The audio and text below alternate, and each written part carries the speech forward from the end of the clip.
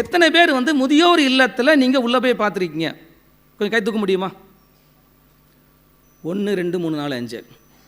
Okay, நீங்கள் ஒரு முதியவராக ஸ்தானத்துக்கு வந்த முறைக்கு நீங்கள் போயிருக்கலாம். ஆனால் 50 வயது உள்ளவர்கள் நீங்கள் திருப்பி கேட்டிங்கன்னா முதியோர்களும் படிப்பாங்க. ஆனால் முதியோர் இல்லத்தில் போய் சேவை புரியும் போது ஒரு பெரிய இருக்கவே இருக்காது. ஆனால் இந்த இடத்துல வந்து முதியோர் இல்ல சேவைன்னு சொல்லி அந்த முதியோர்களுக்கு வந்து பார்த்திங்க அப்போ என்ன பண்ணுவாங்க, உள்ளே போயிட்டு சுத்தப்படுத்தி அவங்களோட பேசி அவங்களுக்கு தேவையான உணவுகளை செஞ்சு கொடுத்து வராங்க.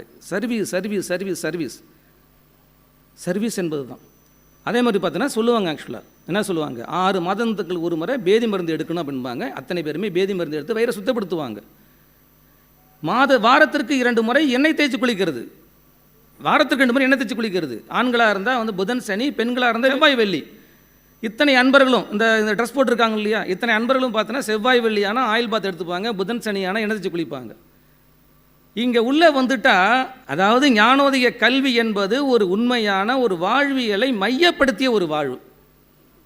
இதில் வந்து வயசு வித்தியாசம் கிடையாது. அத்தனை பேருமே இதில் ட்ராவல் பண்ணலாம்.